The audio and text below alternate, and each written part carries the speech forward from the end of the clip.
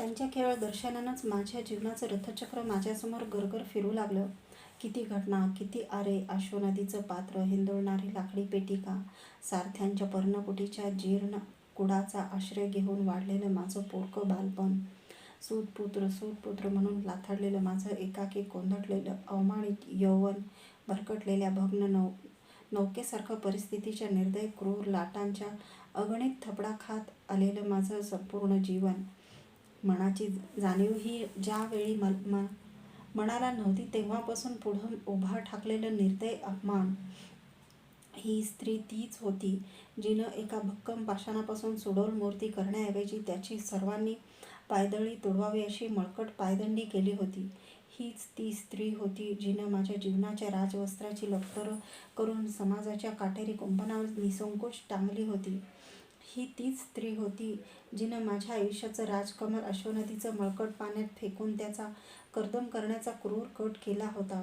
ही तीच स्त्री होती जिनं राजमुकुटात बसवावं असं राजरत्न एका सारथ्याच्या कंठातील फुटक्या वैदुर्यात गुंफून टाकलं होतं.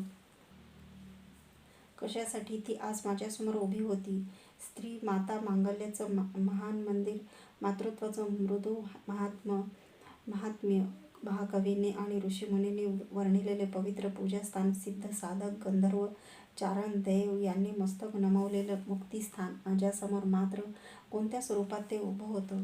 नुकतंच जन्मलेलं पिल्लू खाणारे व्याघ्रीण आणि समोरची स्त्री यात कोणतं अंतर होतं? ती व्याघ्रीण आपल्या पिल्लांच्या असंख्य यातना त्याला खाऊन शेवटी आपल्या उदरात पुन्हा घेऊन मातृत्वाची लाज तरी राखते, पण या स्त्रीनं आपल्या प्रतिष्ठेच्या दातांनी माझी कोवळी मान मोडून मला अर्धवट मेलेल्या स्थितीतच अश्वनदीच्या जलमय अरण्यात टाकलं नव्हतं काय? पायाखालच्या तप्त वाळूनं तळपाय पोळत होते. त्यापेक्षा तिच्या दर्शनानं माझं मन पोळू लागलं. सगळं ब्रह्मांडच गोल गरगर फिरत मला ओरडून सांगत होतं की कर्णा, तू सूतपुत्र आहेस, तू सूतपुत्र आहेस. त्यातच समोरची स्त्रीही आपला आवाज मिसळून तसंच ओरडत असल्याचा मला भास झाला. मस्तक दोन्ही तळहातांनी घट्ट धरून डोळे गच्च मिटून घेतले. आकाशातल्या सूर्यदेवाचा तप्त तेजोगोल माझ्या मस्तकावर कोसळून तो मला क्षणार्धात वितळून टाकील तर बरं होईल असंच वाटू लागलं. तरीही ती निर्दय स्त्री माझ्या वितळलेल्या शरीराच्या पाटावर पाय देऊन परत जायला मागं पुढं पाहणार नाही या कल्पनेनं मला वेड तर लागणार नाही ना? अशी भयानक मला व्याकुळ करू लागली. चालती हो म्हणून ओरडण्यासाठी मी डोळे उघडले. ती तशीच माझ्या उतरत्याच्या छायेत अवगुंठून उभी होती. तिची माझी ही पहिलीच भेट होती. ही एकच संधी होती की तिला सूतपुत्र या शब्दाच्या हृदयाला अक्षंत पडणाऱ्या असह्य यातना मला ऐकविता येणार होत्या. सुदैवानं जीवनातील हा एकच माझा फासा माझ्याकडून पडत होता. हा राधेय सूतपुत्र आपणाला वंदन करतो आहे. वंदनीय प्रातःस्मरणीय राजमाता. पुढं होऊन तप्त वाळूत गुडघे टेकवून तिला मी वंदन केलं. आत्म्याला आत्म्यानं शुद्धीवर आणावं लागतं. कर्ण, उठा. तिनं दंडाला धरून मला उठवलं. मला आपण आदरार्थी संबोधू नका राजमाता. महाराज धृतराष्ट्रांच्या रथाचे घोडे हाकणाऱ्या, त्यांना खरारा करणाऱ्या सारथी अधिरथाचा मी पुत्र आहे.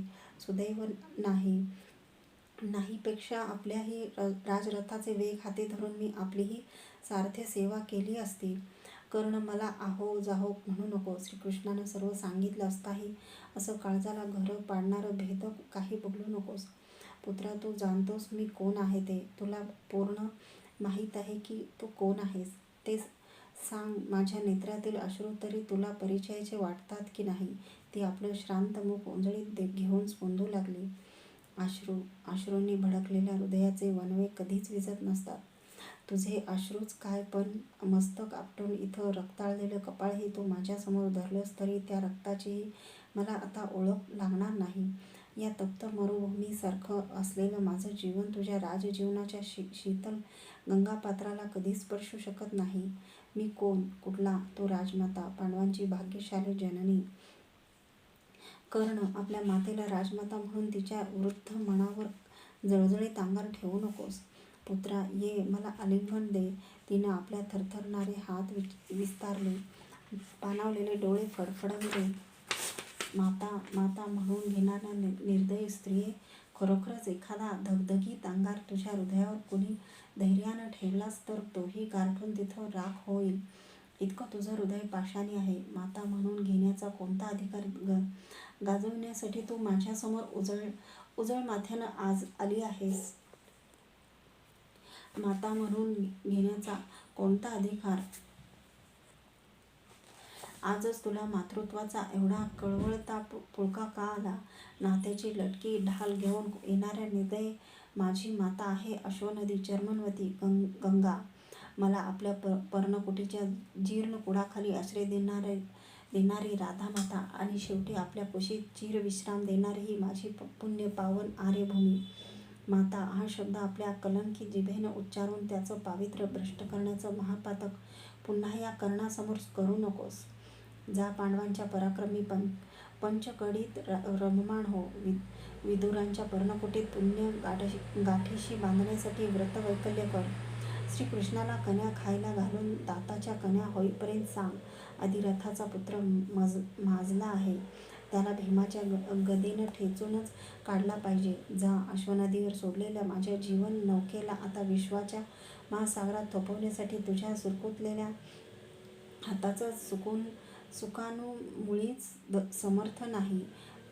नाळही न कापता सोडलेलं बाळ आपल्या पुत्राचा काळ होत आहे हे भाळी आलेलं पाहून मुकाट अश्रू ढाळ. जे मी जीवनभर सहन केलं आहे ते तू काही क्षणासाठी सहन करून बघ. जा, कर्ण तुझा पुत्र नाही, तू त्याची माता नाहीस, वैरीसुद्धा करणार नाही. एवढं अक्षम्य शिक्षा तू एका अजान अबोध नवजात बालकाला केली आहेस. कर्ण, कौरवाच्या सहवासात राहून दुःशासनासारखं बोलताना तू हे विसरतो आहेस की तुझी महान दुःख सहन करण्यासाठी तुला दैवाने पुरुषाचं खंबीर काळीज तरी दिलं आहे. पण मी सोसत असलेल्या यातना या मरणाहूनही भयानक आहेत. बालपणापासून दैव मला क्रूर थपडा देत हवं तिथं हकारत आलं आहे. मी केलेला तुझा त्याग हा एका मातेनं आपल्या पुत्राचा केलेला त्याग नाही. पुत्रप्राप्तीसाठी असंख्य स्त्रियांची मनं व्यथित होत असताना कोणती माता आपल्या पुत्राचा सुखासुखी त्याग करेल? पण तुझा जन्मच अशा प्रसंगी झाला की तू आणि मी आपल्या दोघांनाही जीवनात मानानं जगण्याचा दुसरा कुठलाही मार्गच नव्हता. पुत्रा, तुझ्या वियोगानं गेली 6 तप क्रुंदणारं माझं मातृहृदय माझ्या 5 पुत्रांना कधीच दिसलं नाही. श्रीकृष्ण, विदुर, भाऊजी, पितामह यांना कळलं नाही आणि आज तू ते समजावून घ्यायला तयार नाहीस. तुझा वियोग, वैधव्य, पुत्राचा वनवास, तुझी निर्भत्सना, द्रौपदीची विटंबना आणि आज तुम्ही बंधूंनी अज्ञानानं एकमेकांविरुद्ध थोपटलेले दंड पाहताना एखाद्या स्त्रीला वेड लागल्याशिवाय राहील काय?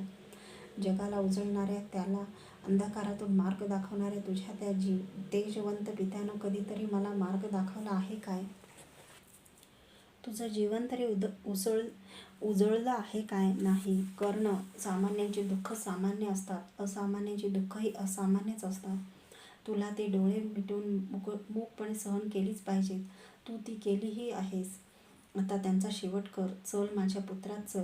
सर्वांनी तुला राज्याभिषेक केलेला मला एकदा डोळाभर पाहू दे. चल, माझ्या नेत्रांची निरांजन अश्रूंची इगुंदी घालून तेवढ्यासाठीच मी गेली 6 तप सतत तेवत ठेवली आहेत. पुत्रा, दुष्ट दुर्योधनानं तुझ्या मनात माझ्या पुत्राविषयी, तुझ्या बंधूंविषयी द्वेषाचा अंगार, तुझी वेळोवेळी स्तुती करून, मनधरणी करून सदैव यज्ञकुंडासारखा दगदगतच ठेवला आहे. चल, तुझ्या बंधूंच्या आनंदाश्रूंनी तो शांत करून टाक. माझ्या आज्ञेसाठी एक पत्नी आपल्यात विभागून घेणारे माझे पुत्र माझ्या शब्दासाठी तुझ्या चरणावर आपली मस्तकं ठेवून ढसाढसा रडत तुझी क्षमा मागतील. तुझ्यावरून उगारलेला असोड भीम आपल्या हातानं तुझ्या हाती देऊन आपली विशाल पाठ त्याचे प्रहार सोसण्यासाठी तुझ्या पुढं ओनावून धरील. प्राण गेला तरी तो हुंकारही भरणार नाही.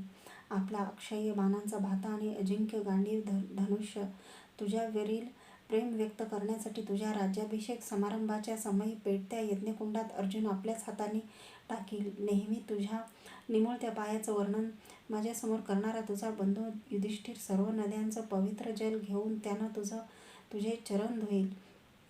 सर्वांच्या सहवासात आयुष्य कंठलेली माझी विनयी स्नुषा द्रौपदी उर्वरित आयुष्य तुझ्याच सेवेसाठी वेचील आणि आणि तुझ्यासाठी, केवळ तुझ्याचसाठी.